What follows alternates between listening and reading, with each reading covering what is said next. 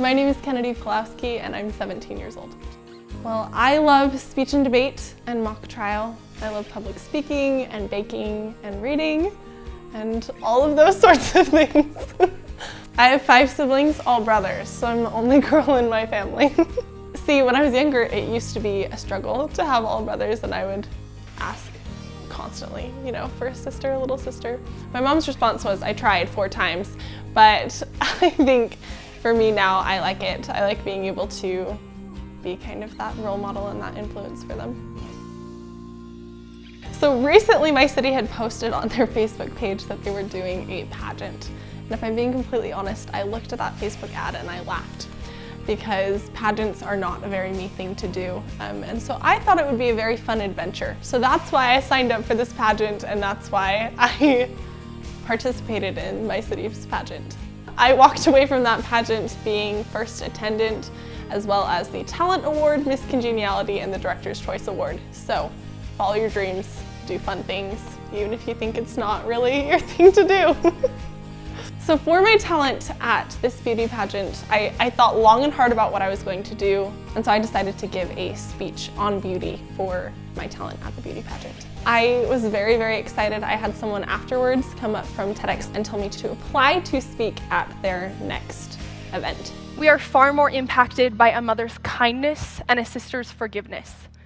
It isn't her flawless complexion that makes an impression.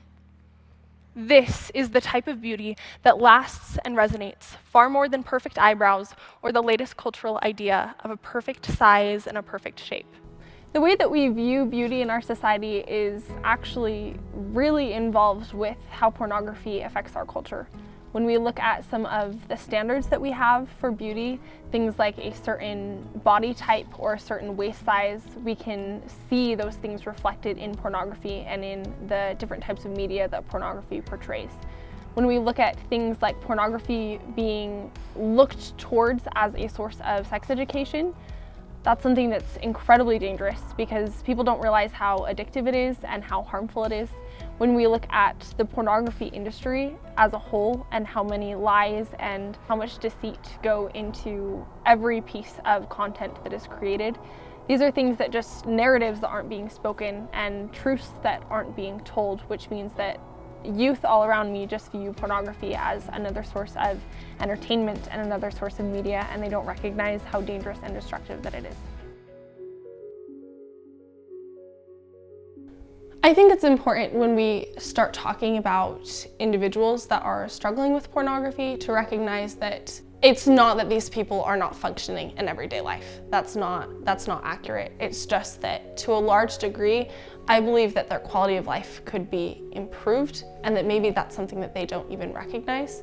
And so when I think of someone that is watching pornography on a regular basis, I think of someone that to a large degree is probably within my community and within my friend group is struggling alone, and someone that can maybe recognize some of the harmful sides of pornography, but maybe the more intriguing or more curious side wins over.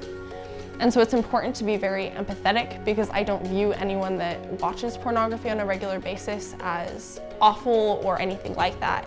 It's more understanding that there are harmful consequences, but that empathy should always win out in the end because understanding people and loving them through those struggles and giving them a safe place to talk to you and to be open with you is going to help and make a world of difference more than condemning their actions.